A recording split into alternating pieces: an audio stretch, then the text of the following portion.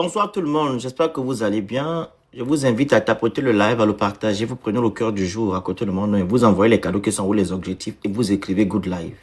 Respectez les consignes du live, ok? Alors, comme vous le savez, Madame Sylvia Bongo est passée à France 24 il y a de cela une semaine et demie. Et cela a permis à ce que le ministre de la Communication est venu raconter des balivernes en disant que tout ce que Madame Sylvia Bongo a raconté, c'était que des mensonges, ils ne se reconnaissent pas dans ça. Et qu'elle n'a jamais été torture avec son enfant. Et qu'ils n'étaient pas en prison, ils étaient tranquillement à la présidence. Voilà, donc... et ils sont encore allés plus loin. Ils ont dit qu'ils vont interdire la chaîne France 24 de ne plus, voilà, passer dans la télévision nationale. Donc, ils vont suspendre la chaîne France 24.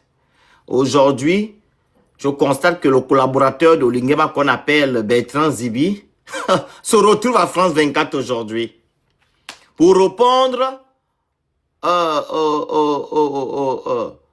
qu'on appelle ça au propos de Madame Sylvia Bongo. On va écouter son passage à France 24. On va aussi lire sa lettre. OK? Voilà. Avant de dire certaines choses.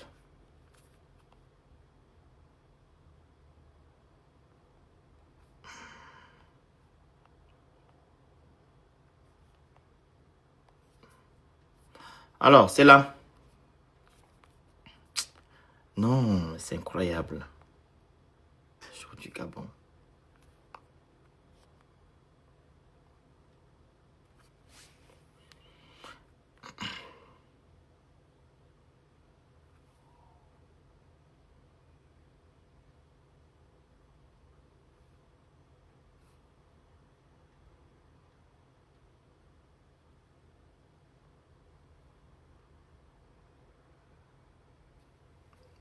Voilà.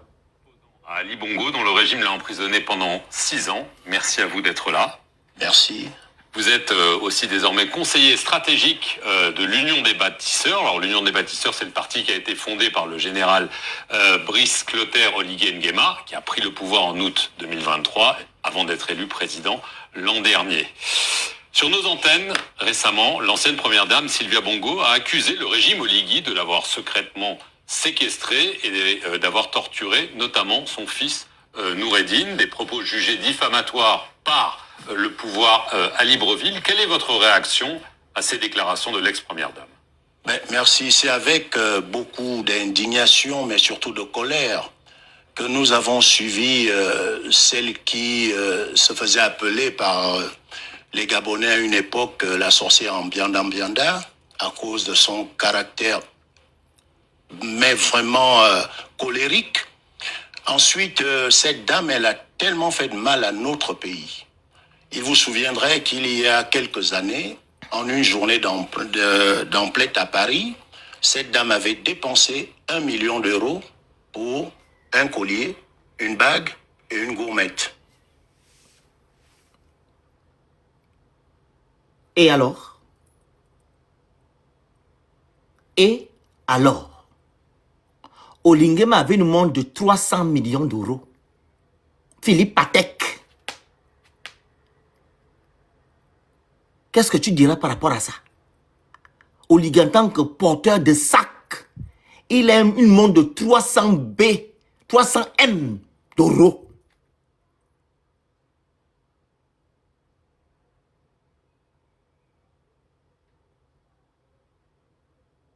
Il a eu l'argent où? Son père était qui? Sa mère était qui? En tant qu'agent public. Et tu oublies que la dame dont tu fais allusion, son père est le fondateur ou le propriétaire de AXA ou Garvi. Dans l'assurance. Elle est héritière. Je ne comprends pas. Des arguments bêtes qui ne servent à rien. Je ne sais même pas qui t'a envoyé là-bas. Et son mari président, sur vos antennes également, avait justifié qu'il n'était pas interdit d'avoir une carte bancaire. Cette dame, Sylvia Bongo Ondimba, lors de l'AVC de son époux et qu'il était revenu du Maroc en convalescence, avait strictement interdit l'accès à la famille d'Ali Bongo Ondimba. C'est ainsi que nous avions vu à l'époque une scène ahurissante à Libreville où la mère, soi-disant... Ça ne nous concerne pas. C'est une affaire de famille. Si Sylvia Bongo interdit la mère d'Ali ou son beau-père d'aller... Ça nous regarde en quoi? On parle de la République gabonaise. Des arguments là ne tiennent pas. Vraiment, vous êtes incohérents. Vous êtes même parti faire quoi là-bas? Ça nous regarde où? Si Sylvia Bongo interdit Pascaline Bongo, voilà, il y a comment il s'appelle celle-là? Patience Damadi et comment il s'appelle l'autre là, son frère, comment il s'appelle les noms là? Excellent Tété. Sans quoi ça nous regarde? Hein? Est-ce que Patience Damadi représente les Gabonais? Quand elle nous a fait trop de mal. Est-ce que Excellent Tété représente les Gabonais? Quand tu vas prendre cet argument pour aller parler à France 24, ça c'est le Congo, ça? Mère d'Ali Bongo, Patience Dabani, son frère Jean-Boniface Assélé... En quoi ça nous regarde? Ne pouvaient pas avoir accès à leur... En quoi ça nous regarde, nous les Gabonais? Maintenant, je ne comprends pas. Un intellectuel, fils, oncle, neveu, malade simplement parce que la régente avait strictement interdite. En quoi ça nous regarde, bon sang? Cette dame-là qui faisait enfermer son personnel pour un verre cassé. Que son personnel aille porter plainte. Elle n'est plus première dame. Elle est maintenant ex-première dame. J'espère que son personnel là, quand Olingema a fait le soi-disant coup d'état, elle est partie porter plainte parce qu'on l'a enfermée du fait qu'elle a cassé un verre de verre en cristal. Ah, il n'y a que du cristal où on peut enfermer quelqu'un. Vous cassiez un verre, et ben vous faisiez 1 mois de prison. Cette dame... C'est vos affirmations. Elle nie tout cela. Hein. Les détournements, Vous avez la particularité avec cette dame, par contre, ce que je lui reconnais, c'est qu'elle est bonne actrice. Vous savez... Mais du cristal, non? Le verre en cristal. C'est pas ça. S'il n'y a que du cristal, on peut, si tu veux, tu sais comment un verre en cristal coûte. de la comédie, tout ça. Totalement. Et puis du baccarat. Le baccarat. Ou bien du Saint-Christophe. Je vous raconte un fait insolite. Lors de la confrontation au tribunal entre elle et la personne qu'elle voyait le plus souvent, Brice Lacruche Alianga, elle avait dit ne pas le reconnaître. L'ancien directeur de cabinet. L'ancien directeur de cabinet d'Ali Bongo Ondimba, une des personnes avec qui elle a le plus travaillé durant l'AVC d'Ali Bongo Ondimba, et subitement elle était devenue amnésique, ne le reconnaissant plus, ne reconnaissant plus personne, disant qu'elle n'a jamais été gabonaise. Donc c'est de la comédie, mais d'une très mauvaise facture. Est-ce que son fils a cependant pu subir des mauvais traitements? Nous tous, autant que nous sommes là, qui a reconnu la cruche? Est-ce que la cruche d'avant, c'était la cruche qu'on a vue la dernière fois là? Les Gabonais. Il est logique aujourd'hui, quand tu as travaillé avec quelqu'un et la personne est maintenant, comment on appelle ça, il a changé de corpulence, tu dis que mais c'est lui. J'ai vu la vidéo. Ouais, demandez que mais c'est la cruche qui est là. Parce que la cruche avait changé. Il est devenu mince. Les cheveux sont devenus blancs. En fait, voilà. Il a complètement changé. Il s'est métamorphosé. C'est le mot que je voulais utiliser. Mais il est logique. Voilà, il est logique. Mais c'est la cruche. Il est parti faire le Congo ça à France 24. Je veux quand même rappeler que vous-même, vous avez été emprisonné pendant 6 ans, de 2016 à 2022. Vous dites avoir subi de la torture. Vous allez peut-être nous raconter ce que vous avez vécu. Est-ce qu'il est quand même possible qu'il y ait eu des mauvais traitements et que ces procédés continuent aujourd'hui? Je ne pourrais ni affirmer ni infirmer. Mais ce que je peux vous dire, c'est que je ne pense pas que tout ce qu'il raconte aujourd'hui, il est subi. Il n'a pas pu... Vous voyez, il est en train de botter en touche. Il botte en touche, hein. On a Bonda qui est là, Yann Bonda. Vous voyez Zibi Bertrand, la fin à Zibi. Je t'appelais ça. Tu bottes en touche, tu dis aujourd'hui que non, tu peux pas infirmer ou infirmer. Mais tu sais bel et bien que ça existe. Dans la 5e République, merci la grande. La 5e République, Yann Bonda est parti. Oh, Linguen est parti dire que non à ses parents que non, voilà comment on torture les gens. Tu vas maintenant dire à France 24 que non, tu ne peux pas infirmer ou infirmer. À cause de quoi? Parce que tu protèges celui qui t'avait torture auparavant. Celui qui t'avait torture. Celui qui t'avait fait du mal. Celui que tu protèges, qui est maintenant ton patron. Demain, tu diras quoi à l'autre qui viendra? Pourquoi vous les Gabonais, vous êtes comme ça? Ce qui me choque, c'est que ces gens-là veulent dire que c'est Sylvia Bongo, son fils, qui ont détruit notre pays. Mais le Gabon a commencé à être une république depuis les 1960. Omar Bongo a pris le pouvoir en quelle année? En 1967, je pense. C'est là que nous sommes rentrés dans les actes de la malédiction. Vous oubliez tous ces années-là. Vous commencez à parler du Gabon en 2022, 2023. Mais avant, le Gabon était où? Le Gabon était où? On a eu le boom pétrolier au même titre que les pays des Émirats arabes là-bas. Les pays du Koweït, quoi là? Les pays arabes là. Comme le Koweït, le Qatar, etc. On a eu le boom pétrolier. Ils sont où aujourd'hui? Ils sont devant nous. Nous, on est derrière. Tout ça, c'est à cause d'Omar. Vous ne comptez pas ça. Ce qui vous intéresse, c'est Sylvia. Et même là, si on part dans votre sens, Sylvia Bongo avec un statut constitutionnel au Gabon, pour lui dire que c'est elle qui a géré le Gabon. Vos frères gabonais qui étaient dans qui géraient nos institutions, ils étaient où? Pourquoi ils n'ont pas dit à Sylvia Bongo, en guillemets, qui est président de la République maintenant, de ne pas faire ce qu'elle est en train de faire? Vous avez cautionné, non? Pourquoi vous les protégez aujourd'hui? Parce qu'il était judicieux que si vous arrêtez Sylvia, vous arrêtez aussi toutes les personnes qui ont participé à ce que le Gabon soit par terre. Voilà pourquoi on vous demande jusqu'à présent la commission justice et réparation et vérité. Vous ne mettez pas ça en place. Vous fuyez même quand on parle de ça. Vous dites que non, ça va prendre du temps. Quel temps? Et pendant ce temps, les Gabonais qui sont tombés depuis les années 90 à maintenant, on doit les oublier, ou du moins leur famille ne doit pas faire le deuil de leur enfant. Hein? Bertrand Zibi, tu vas raconter des manques de Congo ça à TV5 Monde. Parce que tu veux protéger Oli Nguema. Il faut continuer à protéger Oli Nguema, hein? La fin est proche. Tu vas continuer à protéger Oli Nguema. Pu le subir. Nous, ce que nous pouvons vous dire, c'est que Brice Lakuchalianga a perdu 50% de sa masse corporelle. C'est visible. Écoutez. Je peux vous dire que, comment il s'appelait, mon défunt petit frère qui est décédé en prison, Jean-Rémy Yama qui a perdu son épouse et n'a pas pu, le syndicaliste Jean-Rémy Yama n'a pas pu enterrer dignement son épouse.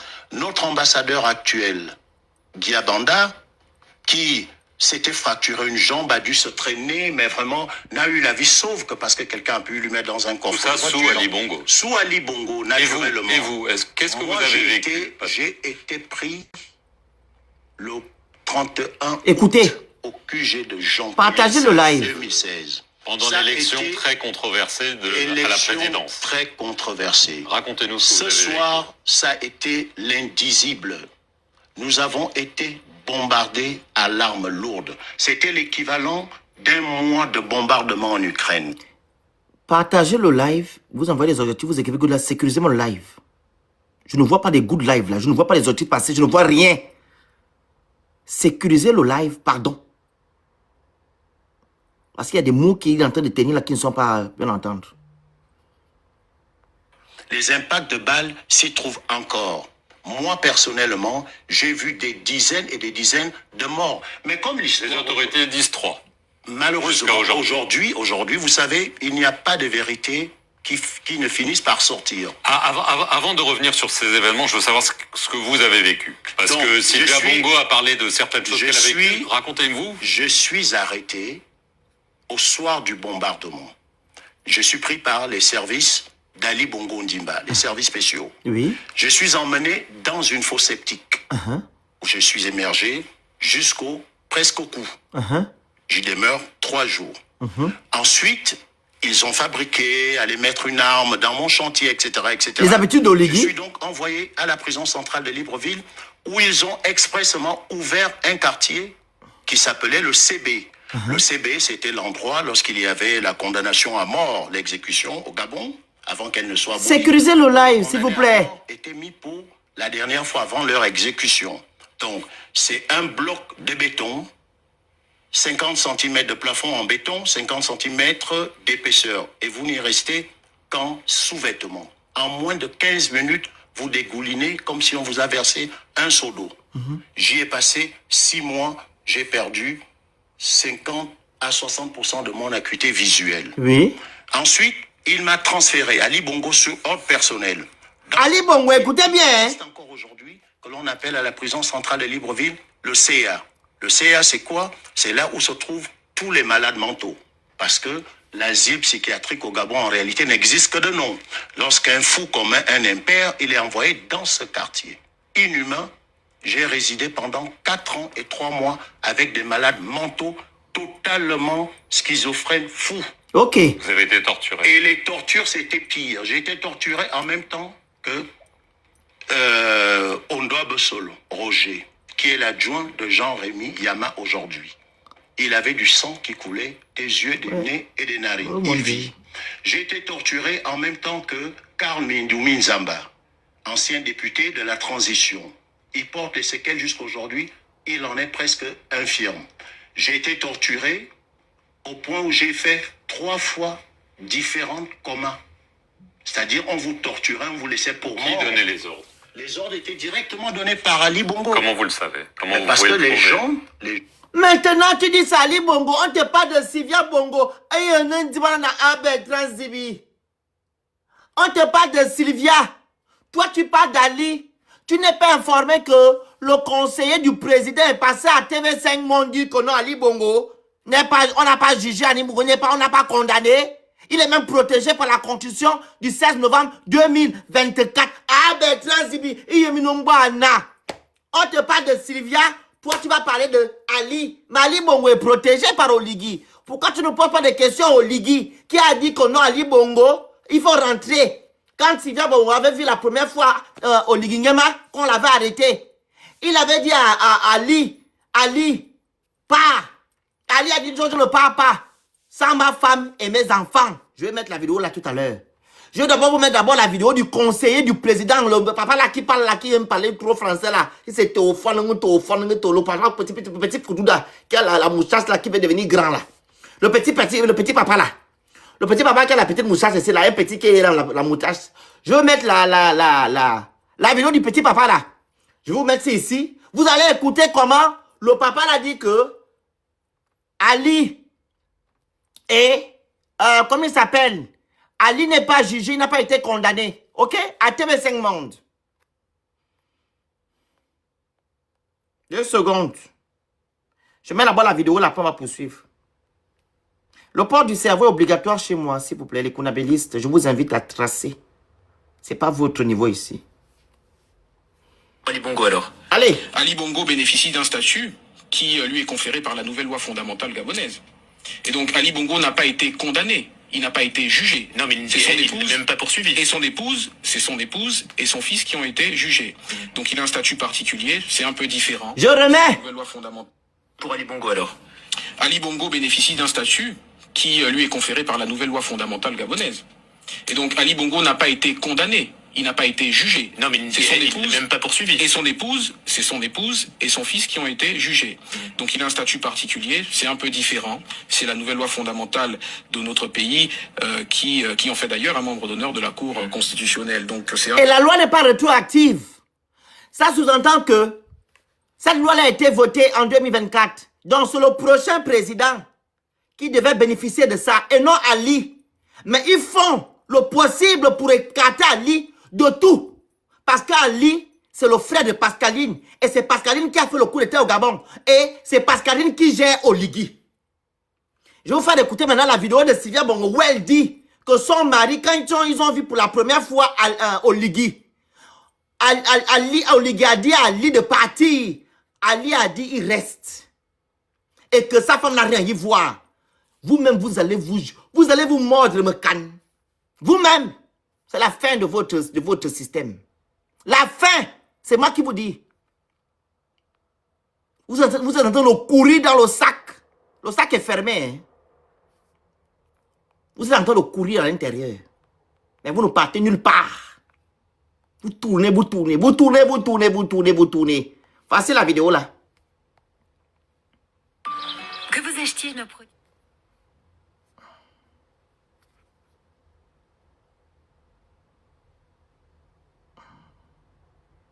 C'est la pub. Hein. Attends, j'enlève ça. Fini d'abord. YouTube avait le truc là, ça me fatigue. Partagez le live massivement, s'il vous plaît. Allez, c'est là. Écoutons. Des vidéos qui ont fait surface, qui ont été filmées par votre fils Noureddine à travers des lunettes qu'il s'était procurées. Elles sortent petit à petit. Et il y en a une notamment où il y a un échange.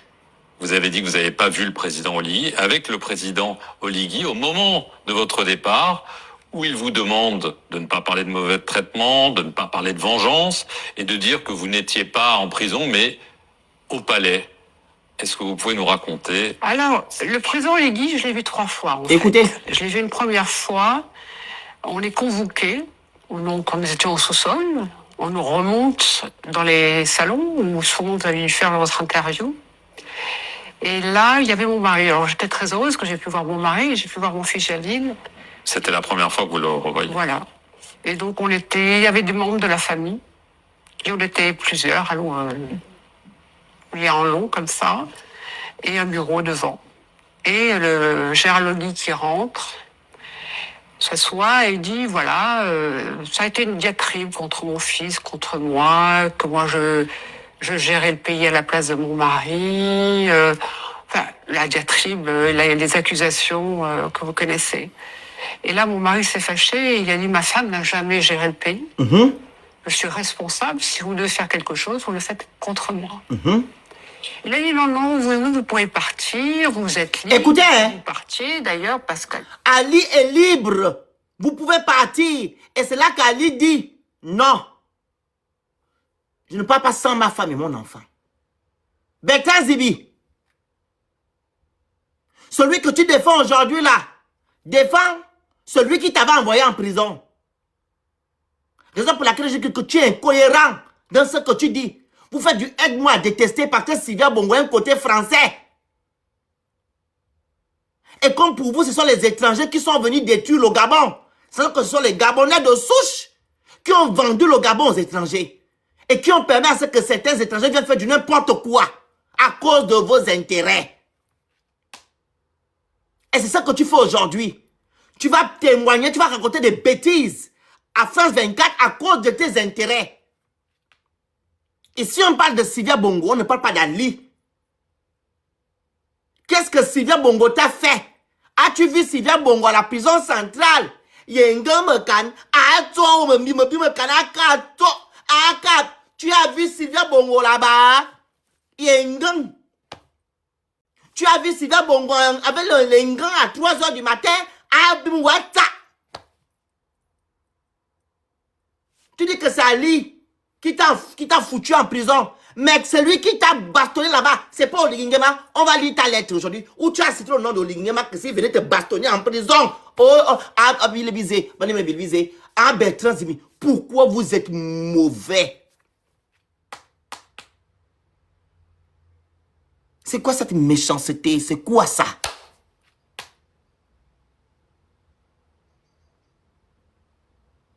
Vous n'avez plus suspendu France 24. Tu te lèves là pour aller parler à France 24, c'est votre chaîne. Vous n'avez pas Gabon 24. Pourquoi tout le temps vous devez aller chez les autres, aller parler de nos choses? Sylvia Bongo, qu'elle est française, elle a le droit. Vous partez là-bas en tant que qui? Vous n'avez pas fait le communiqué la dernière fois pour dire que non, vous allez sur France 24. Donc, quand vous allez là-bas, c'est quand ça vous arrange. Et quand quelqu'un doit répondre maintenant, vous dites que non, c'est pas normal. Vous partez faire quoi France 24? C'est votre chaîne. Gabon 24 est où? Gabon première est où? Mais faites vos déclarations là-bas.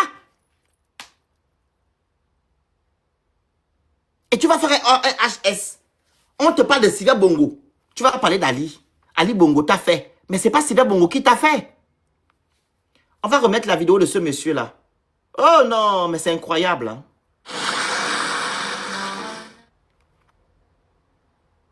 Ça mon milieu. Alors, c'est là. Bon, en réalité, n'existe que de nom. Lorsqu'un fou commet un impair, il est envoyé dans ce quartier.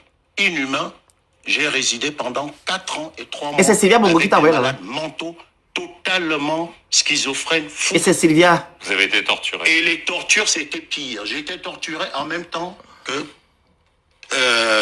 Ondoa Solo, Roger. On a parlé, pardon. Il me sorta de prison, ce que j'ai refusé. La première personne qu'il a envoyée, avait envoyé paix à son... Attendez. Mais il prenait directement les ordres chez lui, parce que, en ce qui me concerne, il avait entrepris... On t'a compris là, attendez. Les gens qui, à cette époque, nous torturaient, mais il prenait directement les ordres... Les gens là, c'est qui? En ce qui me concerne, il avait entrepris un certain nombre de négociations avec moi, voulant que je lui demande pardon et qu'il me sorta de prison, ce que j'ai refusé. La première personne qu'il a envoyée, avait envoyé, paix à son âme, c'était l'ancien Premier ministre Issoze Ngondé. La dernière personne qu'il a envoyée, c'est le général Brice Clotaire Oligui Nguema, pour venir me compromettre, pour me proposer des choses pour ma liberté. Mais nous pensions, et ce que nous avons subi dans notre chair, les Magloire Gambia, les Tienne Goubou, les Brice Lapluche Alianga, ce sont des tortures indescriptibles. Mais nous avons tenu et nous croyons que cela ne doit plus se reproduire pour qui Ça ne se reproduit plus aujourd'hui au Gabon. De moins en moins, et je peux dire peut-être, parce que je ne suis pas directement dans les services, mais il faut que cela s'arrête. Il faut que cela s'arrête. Totalement. Juste rapidement, le 31 août 2016, il y a donc ces tirs.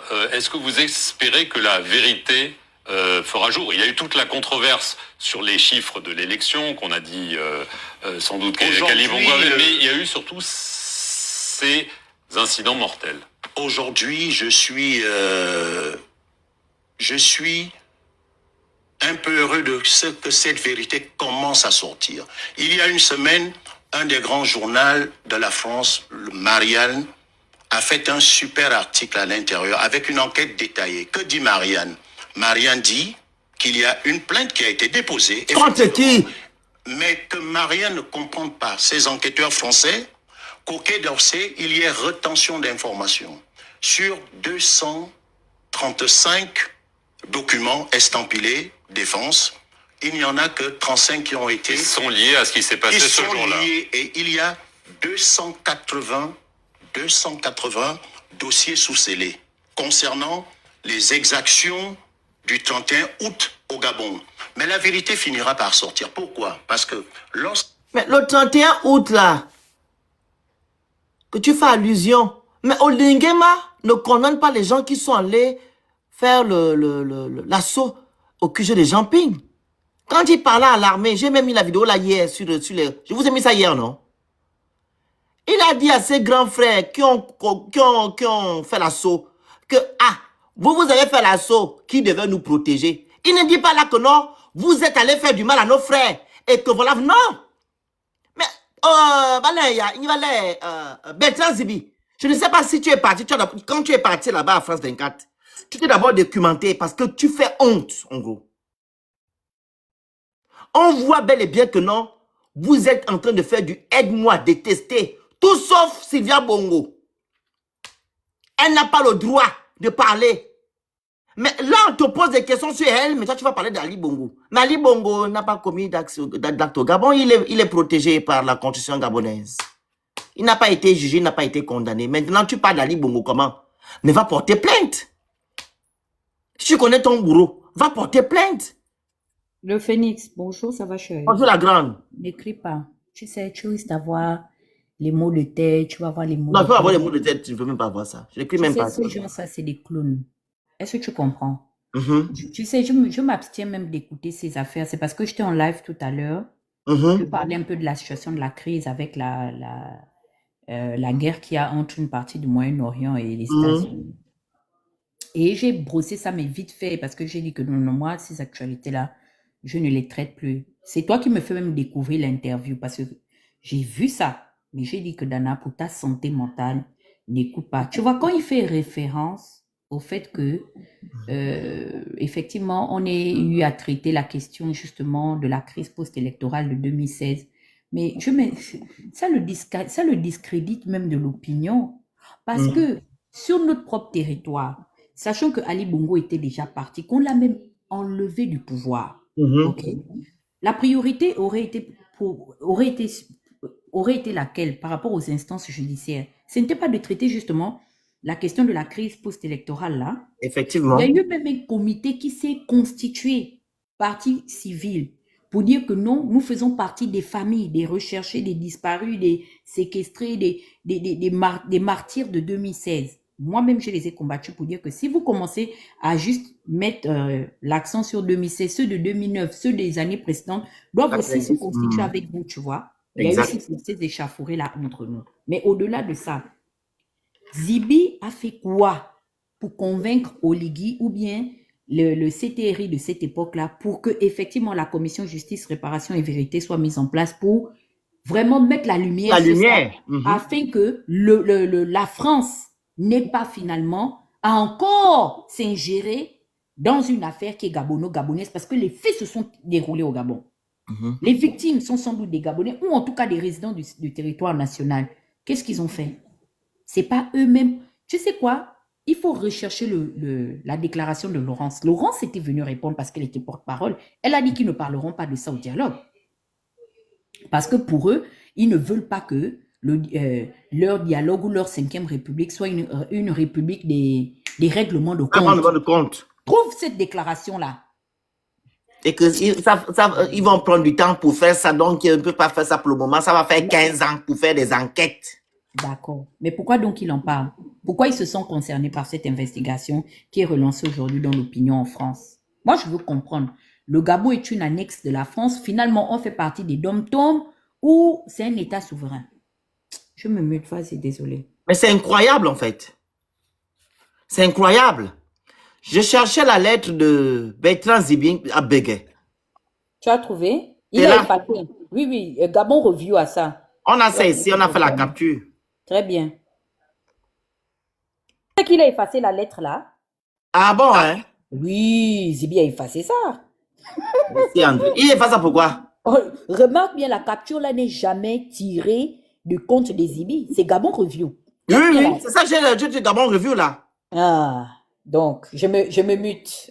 On connaît la Faut que je lise ça, c'est long. Oh. Faut lire. Bertrand Zibi à Bégué, de sa cellule carcérale de la prison de Libreville, a écrit son testament adressé à la très haute attention de son Excellence Ali Bongo Ndimba, président de la République gabonaise, chef d'État. Il est ici publié intégralement le contenu de son testament. Bertrand Zibi à Bégué, prison centrale de la Libreville, prisonnier politique le 13 juin 2022, Gabonais américain. À la très haute attention de son Excellence Ali Bongo Ndimba, président, on a compris. Objet, mon testament avant ma MORT. Excellence, Monsieur le Président, je viens auprès de votre bienveillance pour vous faire part de ce qui suit. Je vous parlerai de tout cœur. Monsieur le Président, comme il est dit dans la Bible, celui qui dit la vérité proclame la justice. Là, il ne connaît plus ça. Excellence, Monsieur le Président de la République, dans la journée du lundi 23 mai 2022, vous avez envoyé le commandant en chef de la garde républicaine, le général Brice Oligui-Nguema, pour me rencontrer. J'ai été extrait Mais de ma stop. cellule. Mais Hein? stop. Oui, Mais vas-y. stop. Qu'est-ce que j'ai écrit tout à l'heure? Quand il dit qu'il s'osait aller le voir, il s'osait partir voir ce monsieur quand?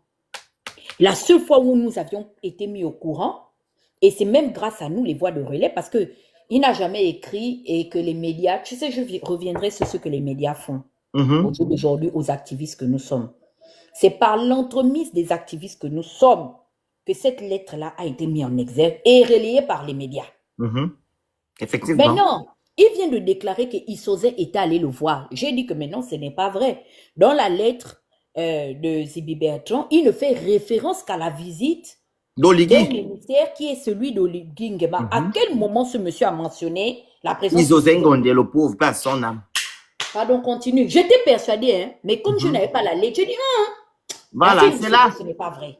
Vous Vas-y. me rencontrez, j'ai été extrait de ma cellule à la prison centrale de Libreville par le directeur de la dite prison, le lieutenant-colonel Télésphore Ngoussi, à 15h, et nous sommes montés à bord de son véhicule. Direction le bureau du commandement en chef de la sécurité pénitentiaire, le général Jean-Germain Effayon. Là, nous attendait déjà le général Brice Oligui Nguema. Sitôt les salutations terminées, le général Oligui m'a dit qu'il était envoyé par vous pour discuter avec moi. J'ai écouté religieusement monsieur Oligui. Voici ce qui ressort de votre message qui m'a été transmis. Vous me demandez de vous écrire une lettre de pardon et de remerciement pour que vous me sortiez de prison. 2. Vous me faites comprendre entre les lignes que si je ne vous écris pas cette lettre, autour de vous, il y a des faucons qui sont en train de préparer d'autres accusations contre moi. Cela en complicité avec de hauts magistrats, des officiers de force de l'ordre et des services spéciaux. Qui gérait les services spéciaux là? Hein, Dana? Service spécial, je ne sais pas. C'était, on dirait, ah non, c'était Kourakou César. Je serai accusé de... Très bien. Je serai accusé de CRIMES ou délit imaginaire. Exactement comme ce qui m'a déjà fait passer 6 ans en prison. L'objectif de cette manœuvre étant de me garder en prison jusqu'en 2023 et au-delà. Autour de vous, il faut regarder les gens qui veulent monter. Il y a peut-être l'autre qui veut monter là. Ah non, il n'est pas encore là, c'est bon. Autour de vous, certains parlent de me TUERE. D'ici le 13 septembre 2022, date de ma fin de peine et de ma libération après 6 ans. Cela se fera par empoisonnement muti à la prison centrale où l'armée sera obligée d'intervenir et je serai à comme d'autres plans sont en étude. 4. Vous vous proposez, si j'accepte vos conditions, de me nommer au prestigieux poste de vice-président de la République du Gabon pour travailler à vos côtés. 5. Vous vous proposez de m'indemniser financièrement en compensation de 6 ans que j'aurais passé en prison. 6. Autre point abordé. Ma sortie le 13 septembre 2022, selon vos services de renseignement, le peuple gabonais dans les 9 provinces du pays serait en train de se préparer à ma sortie de prison. Des banderoles, des t-shirts, des pancartes, etc. seraient confectionnés pour cet événement. Votre entourage ne veut pas de cette mobilisation qui est en train de s'organiser. Motif, ne pas faire de moi un héros national. Excellence, Monsieur le Président de la République, permettez-moi de répondre en toute franchise à vos demandes et inquiétudes. Les Saintes Écritures, dans la Sainte Bible, Matthieu 5, nous enseignent ceci, que votre parole soit oui, si c'est oui, non, si c'est non, c'est qui vient en plus est du mauvais. C'est ce qu'il est en train de faire actuellement. Monsieur le Président, c'est pour cette raison que je vais une fois de plus vous ouvrir mon cœur. Cette fois-ci, peut-être au péril de ma vie. En effet, Monsieur le Président, chers frères, nous nous connaissons depuis plus de 30 ans. Dans ma longue interview accordée à TV+, après ma démission de mon poste de député, j'étais longuement revenu sur votre relation. Je vous conseille, Monsieur le Président, de resuivre cette interview qui date de juillet 2016 et est disponible sur YouTube. Cela étant dit, vous me connaissez et je vous connaît. Nous nous connaissons comme des frères d'un même pays, le Gabon. Monsieur le Président, sur le premier point, 1. Vous me demandez de vous écrire une lettre de pardon et de remerciement. Pardon, pourquoi? Monsieur le Président, chers frères, c'est vous qui, depuis ma démission de mon poste de député à Bolossoville, parmi vous, avez décidé de faire de ma vie un véritable calvaire.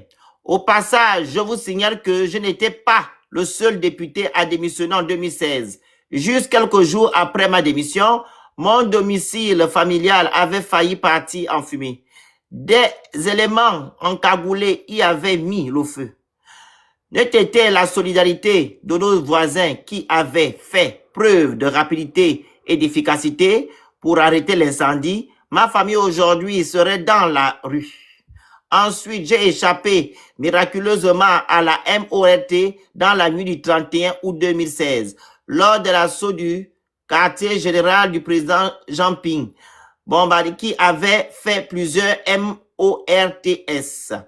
J'ai été immédiatement arrêté le 1er septembre 2016. J'ai été gardé pendant 2 semaines dans une fosse septique et torture à la direction générale de renseignement, à 10 mètres du palais présidentiel où vous vivez.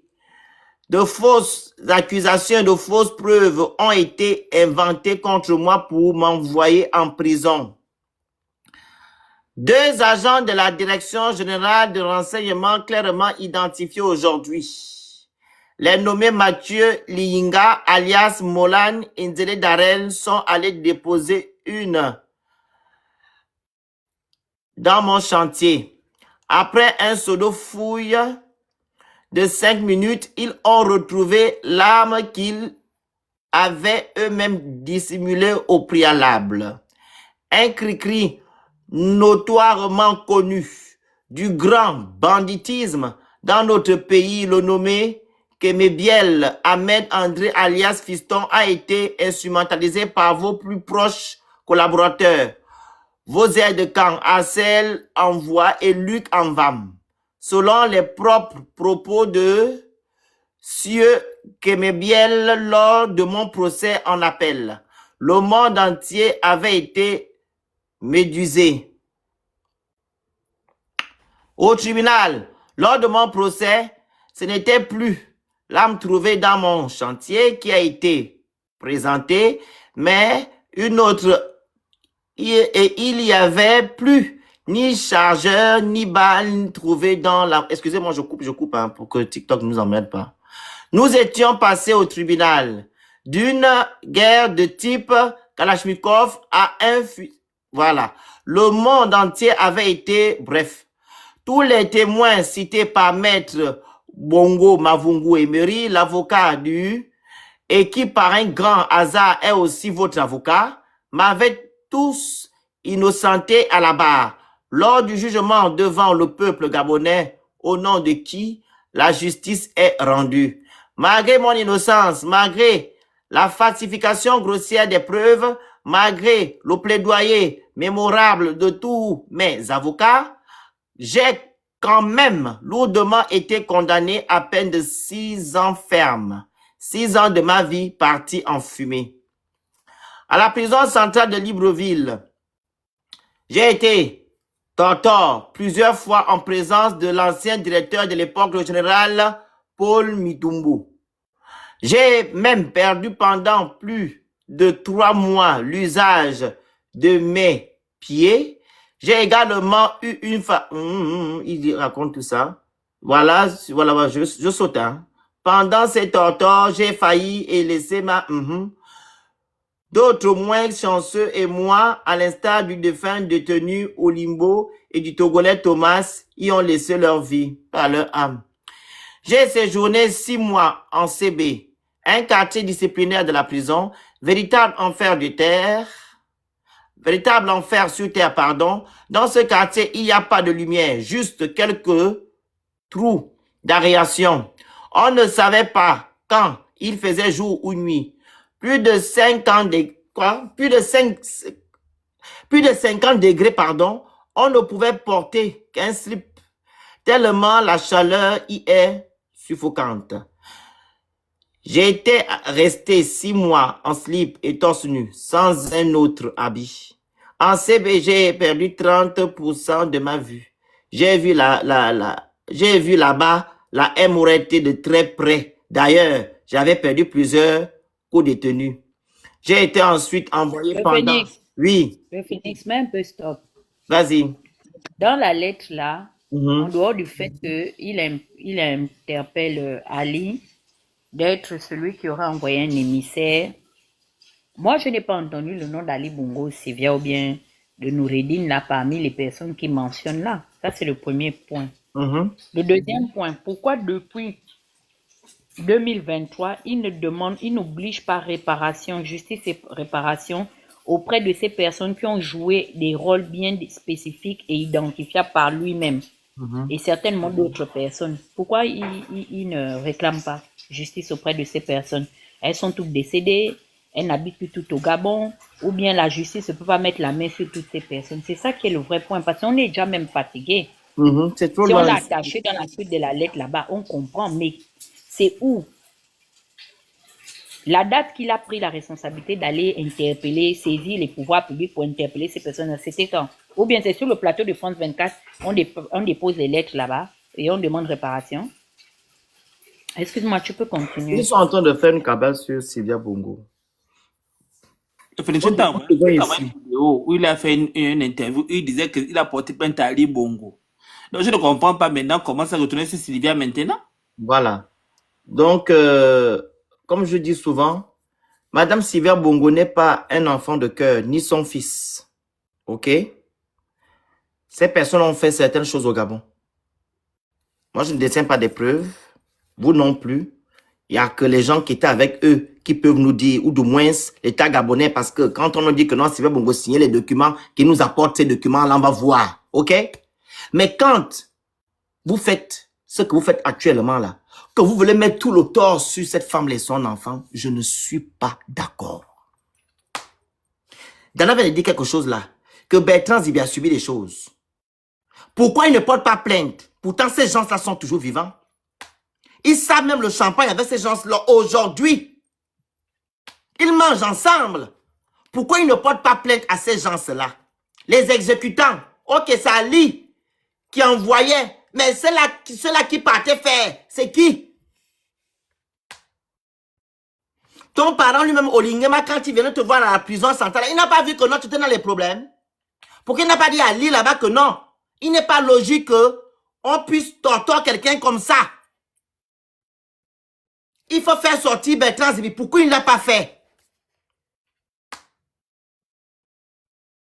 Pourquoi il ne l'a pas fait? Pourquoi il ne t'a pas défendu? Mais il est venu par contre te transmettre les informations de son chef.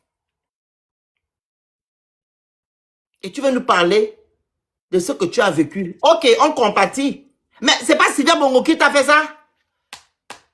C'est pas Sylvia Bongo? Et Ali que tu pointes du doigt là, il est protégé, hein? Par celui que tu défends aujourd'hui qu'on appelle Oligui. Ali protège. Ali, comment on appelle ça? Oligui Nyama protège Ali.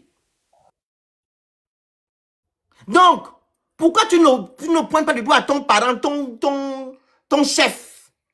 Vous dites que non, celui-ci m'a fait du mal. Pourquoi il est protégé aujourd'hui? C'est comme la dernière fois, la grande. Quand on a fait le soi-disant procès de Sylvia, tu as vu les Kounaboli sont allés demander à Sylvia Bongo de revenir au Gabon. Tu as vu les parfaits Laura. Ils sont allés faire une marche. C'est ridicule.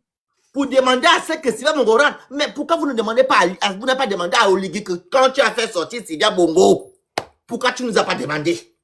En plus, il sort par recommandation d'un président qui n'a même aucune origine avec nous. On le disait ici que c'est Joa qui a fait partir la famille Bongo et ce qui s'est passé sur le plan diplomatique, c'est extrêmement grave. Ça veut dire qu'il y a eu 2-0. Premièrement, il vient chez nous. Il vient exercer d'abord son influence. De 2, il fait pénétrer son avion appartenant à sa flotte étatique. Vous savez qu'il pouvait louer un avion privé. Il a les moyens.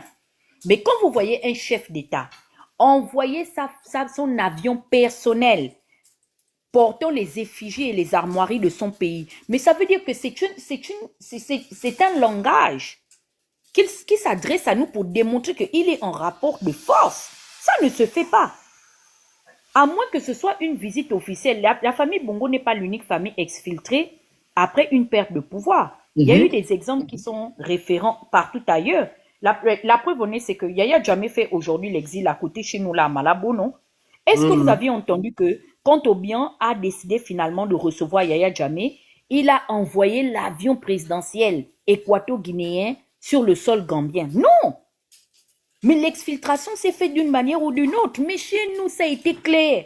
Non seulement il a pris la responsabilité de venir, de les prendre, et de deux, c'est lui qui a communiqué officiellement sur l'exfiltration de cette famille.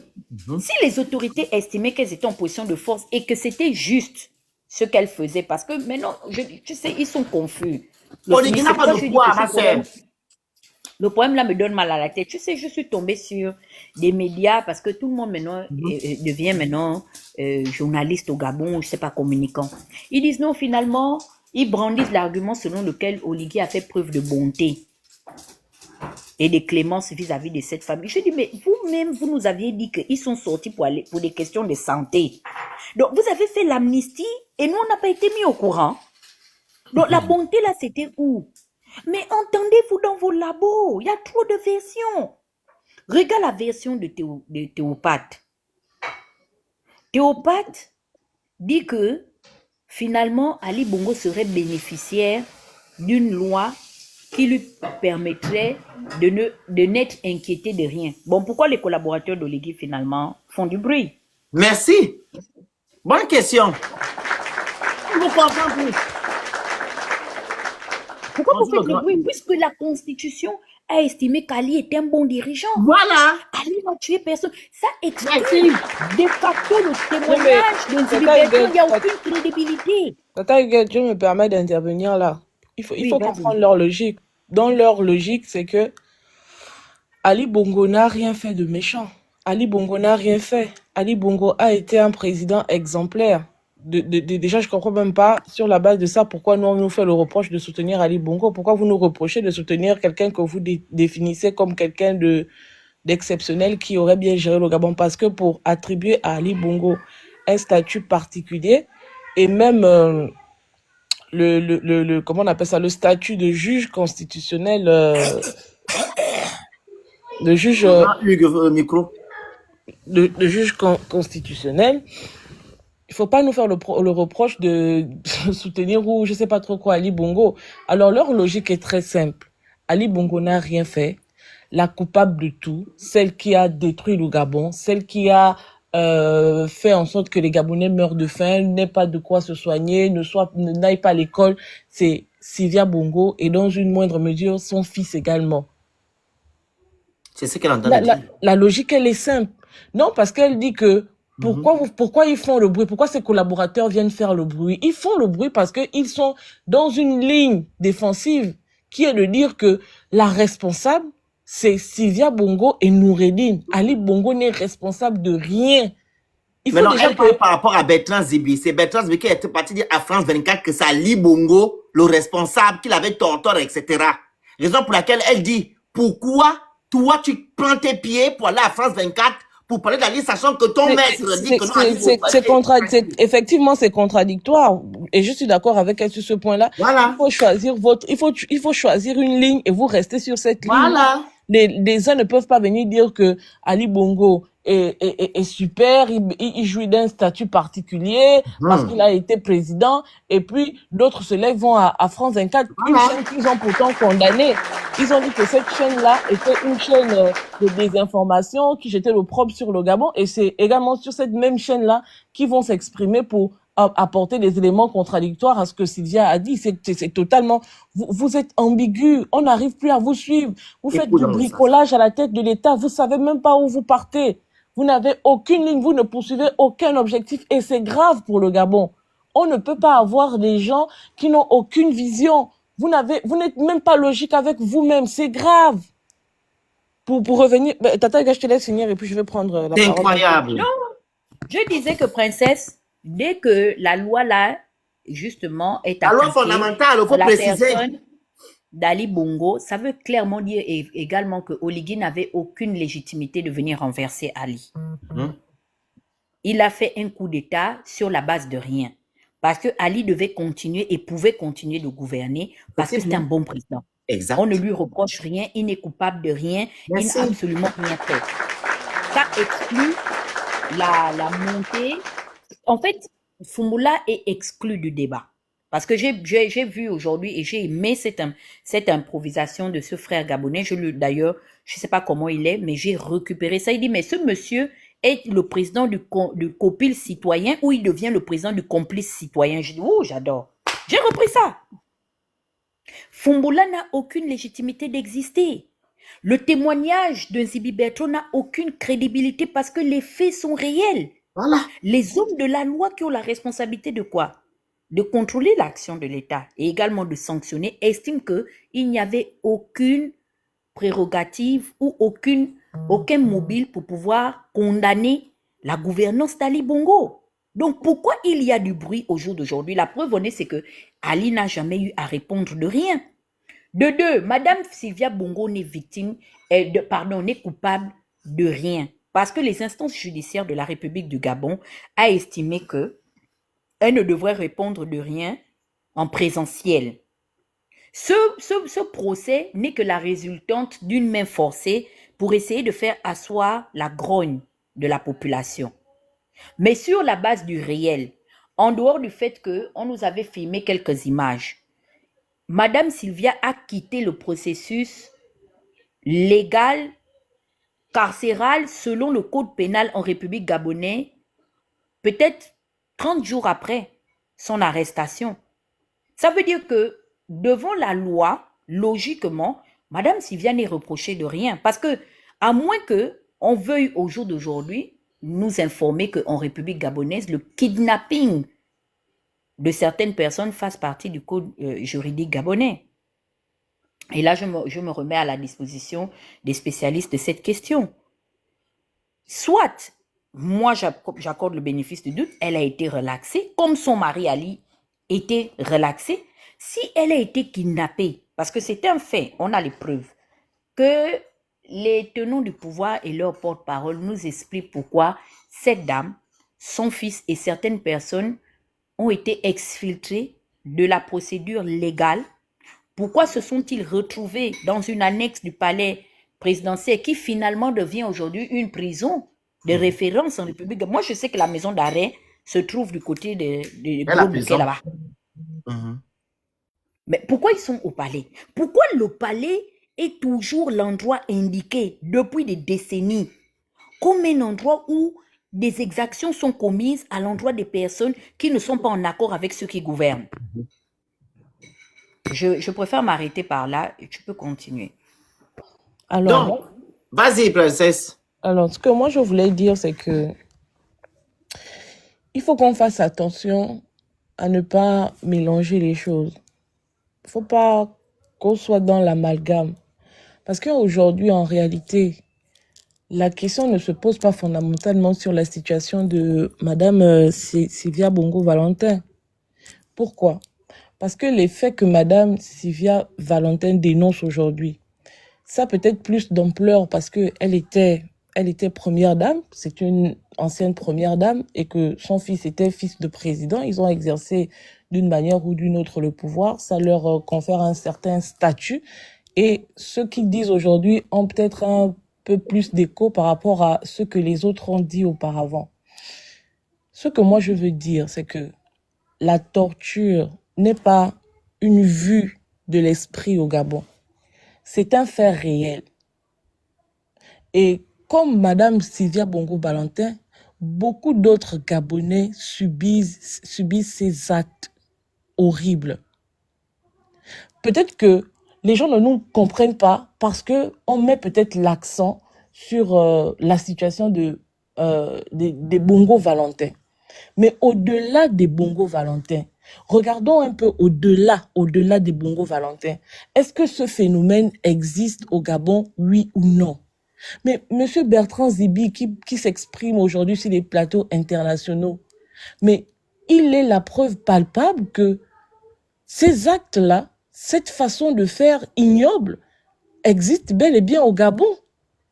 Et le fait de venir, à la limite, rigoler ou caricaturer les propos de Madame Sylvia Bongo Valentin, mais je me demande à quel point la psychologie des Gabonais est. À quel niveau nous en sommes avec notre état d'esprit? À quel niveau notre âme est? Est-ce que nous avons tellement vécu ces choses que aujourd'hui nous nous sommes habitués à ça, que nous trouvons que c'est normal que un Gabonais soit traité de cette façon? Ou bien, qu'est-ce qui ne va pas? Qu'est-ce qui ne va pas? C'est un phénomène qui existe bel et bien au Gabon, oui ou non? Quand on a répondu à cette question, l'autre question c'est, est-ce que c'est normal qu'au 21e siècle, des gens soient traités de cette façon? Il n'y a pas que Madame Sylvia Bongo Valentin. Les cas les plus récents, Monsieur Marcel Libama, il a été traité indignement lorsqu'il a été arrêté pour ses revendications.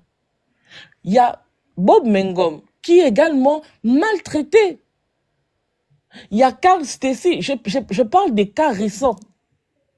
Il y a Lionel, il y a Gaëtan Ayami, il y a Lévi Ayami, il y a le frère de Thibaut Adjatis.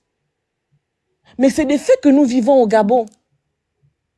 Est-ce que la torture, désolé pour le terme, est-ce que la torture est aujourd'hui normalisée dans notre société? C'est ça le véritable problème. Et notre cri est celui de dire que il faut que ça s'arrête dans notre pays. Madame Sylvia Bongo Valentin, elle a son combat. Si vous estimez que c'est eux, parce que c'est le récit qui est fait aujourd'hui, c'est eux qui ont maltraité les Gabonais, c'est eux qui ont mené ces pratiques au Gabon, mais si c'est par eux qu'on peut obtenir que ces pratiques cessent dans notre pays, nous allons y aller. Nous allons nous joindre à la voix de cette dame-là pour dire que ça ne doit plus arriver dans notre pays. Mais regardez comment des gens ont vu leur vie être brisée par ces méthodes rétrogrades. Le cas palpant de M. Brice Lacruche à Lianga, il ne vous parle pas. Le cas de M. Étienne Goubou, Paco Moubélé. Non, est-ce que Paco Moubélé était dedans? Les gens de Mamba. Voilà, Magloire Gambia. Est-ce que ces cas-là ne nous parlent pas? Nous avons dans nos familles, même à la plus petite échelle, des gens qui sont enlevés. Parce que tout simplement, il a été vu avec la copine de X ou Y, parce que tout simplement, il a été, je ne sais pas dans quelle situation, c'est à l'appréciation des gens qui nous dirigent. Raymond Kota. Ramon Kota. Ramon Kota. Mais c'est grave de pouvoir normaliser ça. Oubliez un peu le fait que il s'agisse ici de Madame Sylvia Bongo Valentin. Revenons un peu à nous Gabonais. Parce que je vous assure les amis, on peut avoir tous les discours qui vont avoir là, ils peuvent faire tous les plateaux télé, mais le cas de Madame Sylvia Bongo Valentin est presque réglé. Ce n'est qu'une histoire de temps. Pourquoi? Parce que Madame Bongo Valentin, elle a la grâce ou la chance d'avoir pu avoir des images qu'elle a versées à son dossier, et toutes les déclarations que le pouvoir en face fera ne changera rien à cette réalité. Maintenant, nous Gabonais, ou vous Gabonais, qui êtes au Gabon et qui êtes vulnérables par rapport à ces gens-là, quelle est votre position? Qu'est-ce que vous pensez de ça? Vous pensez quoi de ces pratiques-là? Est-ce que vous devez vivre dans un pays où vous ne pouvez pas tousser, dans un pays où même quand on vous tend un micro, vous avez du mal à vous exprimer? Ce qui sort comme expression, c'est « le pays est bizarre ». Est-ce que vous vous rendez compte de où se situe la psychologie du Gabonais? On ne peut pas vivre dans un pays libre et se comporter comme des esclaves, comme des prisonniers ambulants. Ce n'est pas possible. Ce n'est pas possible.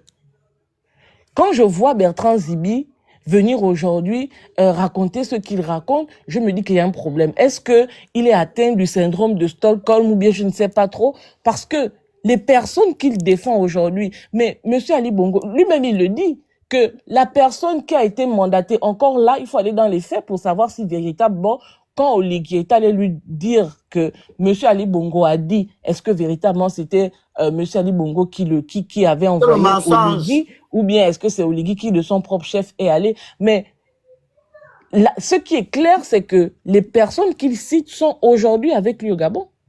Et c'était des personnes qui étaient au cœur du traitement de sa situation.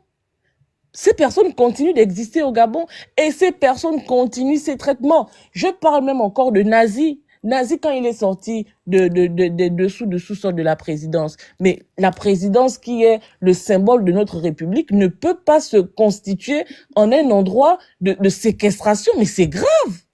Vous imaginez en France, on kidnappe les gens et puis on emmène au sous-sol de l'Élysée et puis là-bas ils subissent des tortures. Mais c'est grave, c'est extrêmement grave. Moi, je sais pas, est-ce qu'il faut qu'il y ait un choc véritable au Gabon pour que les gens se rendent compte que ce qui se passe n'est pas normal, ou bien on fait une fixation sur Madame Sylvia Bongo Valentin, mais elle aura, je ne sais pas, justice lui sera rendue. Mais pour nous qui sommes au Gabon, pour vous qui êtes au Gabon, pour nous Gabonais, qu'en sera-t-il de nous? C'est ça les véritables questions à se poser aujourd'hui. Est-ce qu'on va vivre la peur au ventre si je m'exprime sur un réseau social où je dis que j'ai faim, que j'ai dormi dans l'obscurité, ou bien comme avec Overmax, parce qu'il a fait une dénonciation en disant que l'hôpital général était sans groupe électrogène, il a suffi de ça pour qu'on aille soulever Overmax et qu'on a lui faire subir des traitements inhumains. Est-ce qu'on va continuer à normaliser cette façon de faire? Sinon que abolissons la loi dans notre pays. Disons désormais que nous sommes les sujets du président de la République. Parce que si nous acceptons ça avec Oligui aujourd'hui, demain, celui qui viendra, il aura la même attitude parce que nous sommes prédisposés à accepter qu'on nous traite de cette façon. Il faut qu'il y ait un choc pour que les gens comprennent que c'est pas possible. On peut pas continuer d'être traité de cette façon. On nous prive de nos libertés, les gens en rigolent, les gens trouvent des parades, on va utiliser VPN. Parce qu'on a déjà accepté que nous sommes des sujets dans un pays libre, nous sommes esclaves et nos vies dépendent de ceux qui nous dirigent. Non, non. Il faut que ça change dans nos têtes. Il faut que notre façon de voir les choses change. Le problème ici n'est pas Madame Sylvia Bongo Valentin. Mais je vous assure, c'est un débat sur... J'ai envie de dire que c'est une façon de détourner le véritable sujet. Le véritable sujet, c'est la torture en République gabonaise. Pour les docteurs qui sont là, je pense que ça pourrait faire l'objet d'une thèse. La torture en République gabonaise. Je m'arrête là pour l'instant. Alors... vous vous rappelez du jeune homme qui avait pris son t-shirt, qui avait l'effigie de Ligingama, et qu'il a essuyé le macana avec, qu'il a montré sur les réseaux sociaux. Vous avez vu ce que ce jeune homme avait subi? Cet adolescent-là. On l'a enlevé les cheveux. On lui a demandé de demander pardon.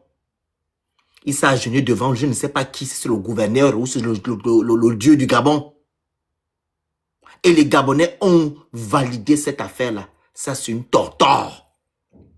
Vos frères qu'on a arrêtés, quand ils sortaient là, quand il y avait on appelle ça comment? Le couvre-feu.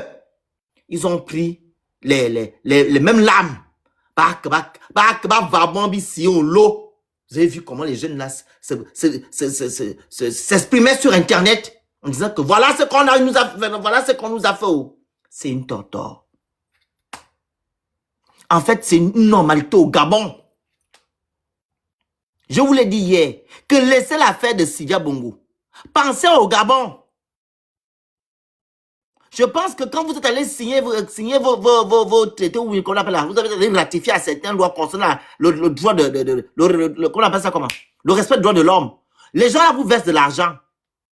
Vous partez signer, vous dites que non, on va respecter telle chose, et quand vous partez maintenant dans votre pays, vous faites autre chose. Vous bouffez l'argent des gens. Quand le Gabon sera fiché en disant que non, là-bas, il n'y a que les torteurs, vous allez savoir ce que c'est. On va vous couper les choses. Vas-y, mon grand frère Hugues. On va vous couper un peu l'argent que nous Ils ont donnons. déjà dit que c'est nous qui vendons la mauvaise image du Gabon, non? Ils ont déjà leur bouc émissaire, leur parfait bouc émissaire. Vas-y, le Merci, grand Hugues. merci et bonsoir à vous. Un peu amusé, un peu énervé et puis un peu débutatif parce que avant de venir à ma question, je me souviens que après, moi je suis allé fouiller la vidéo, hein, je l'ai retrouvée, l'intervention de Nzibi Bertrand au Trocadéro. Et ce jour-là, je me souviens que le Maroc, c'était la Coupe du Monde 2022 et le Maroc devait passer au 8e de finale. Ils avaient gagné un match quand Nzibi est venu en voiture, mais je l'ai raccompagné personnellement au pied de son hôtel. Je ne suis jamais rentré là-bas. Et ce monsieur avait même du mal à mettre le ticket de métro pour passer. Il a dit, il ne sait pas comment ça se fait. J'ai ok, d'accord. Il me disait, ma famille, il faut que je me soigne. Mais je ne sais pas si mon cerveau, ils l'ont laissé en ordre. Et aujourd'hui, je me rends compte que, enfin, c'est pas manquer de respect. Hein. Mon frère, est-ce que Nzibi va entendre ça? Nzibi, est-ce que tu as vraiment fait des examens? Si on t'a prescrit les médocs, est-ce que tu suis ton traitement? Parce que dans la vidéo Trocadéro, moi, personnellement... On peut insulter quelqu'un comme ça? Non, c'est pas une injure, c'est un constat. Parce que quand il intervient au Trocadéro, moi-même, je vais publier la vidéo, là, je l'ai retrouvée. Où il parle, il dit tout ce que tu as lu là. Et à un moment, il dit, mes chers frères et sœurs, je vous demande de faire comme moi. Et je le dis, je pardonne. Je le dis devant le monde entier. Je pardonne Oligui Nguema, c'est un frère. Question, Oligui favorise le lien d'apaisement entre Ali et toi. Il amène juste une lettre pour repartir avec tes réponses. Lorsque tu viens énumérer tes souffrances, en quoi est-ce que tu demandes au peuple gabonais, au monde entier, comme tu as été baptisé à la prison centrale, tu es devenu pasteur à la prison centrale, tu dis, comme j'ai connu Dieu à la prison centrale, moi je ne connaissais pas qui est Oligui, hein. Il nous dit, à mon frère Oligui, je dis, je le répète, je te pardonne. Le grand frère, est-ce que tu peux nous envoyer la vidéo là pour qu'on la publie quand même? Moi, je vais tout de suite là, je vais la publier sur ma page, le passage de Nzibi, et vous verrez à la fin, nous sommes au Trocadéro qui m'a coûté, les uns ne voulaient pas qu'il arrive, j'ai dit non, Nzibi sort, malgré tout il doit venir.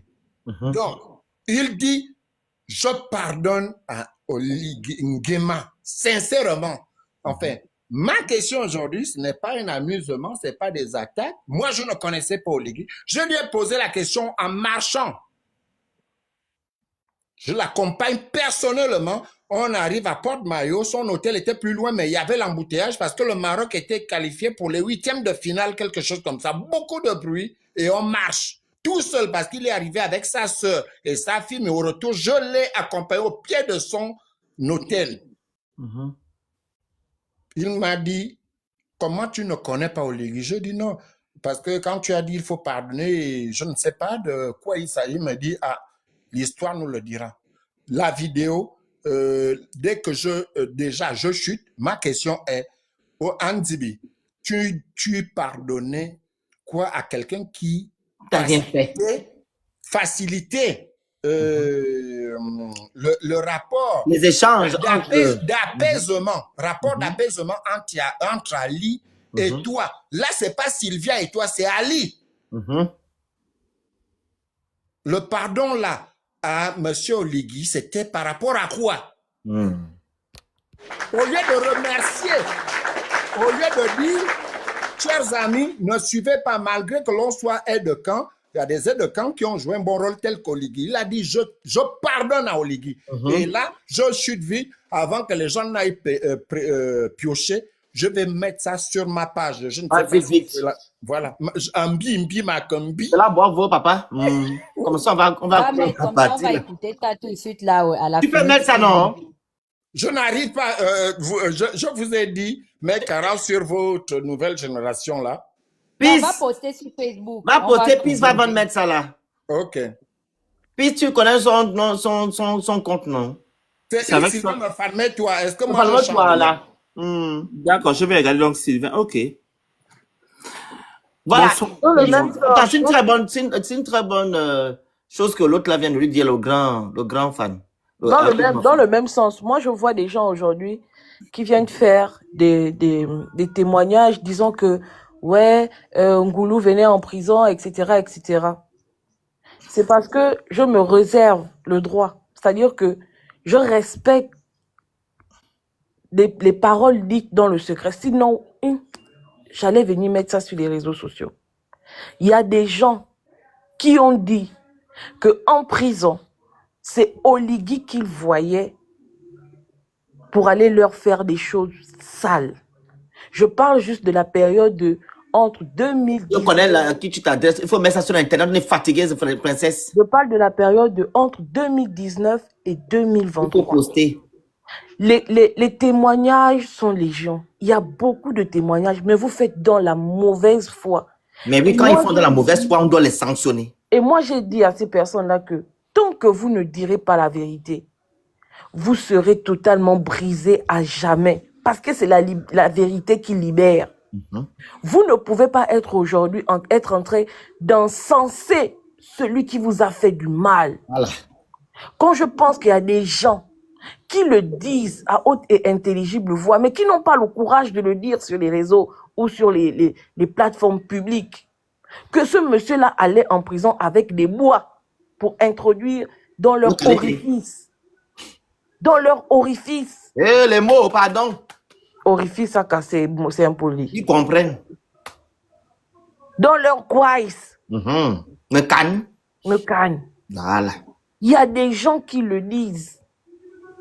Que ce que j'ai vécu, c'est au-dessus, au-delà de ce qu'on peut imaginer. Et il y a des noms qui sont cités. Vous dites que Noureddine vous a fait du mal. Vous dites que Sylvia vous a fait du mal. Et là même, je parle par exemple du général du Mapan. J'ai discuté avec ce monsieur-là. Il a dit que quand Ali Bongo était au pouvoir, Ali Bongo envoyait les gens pour le mettre en prison.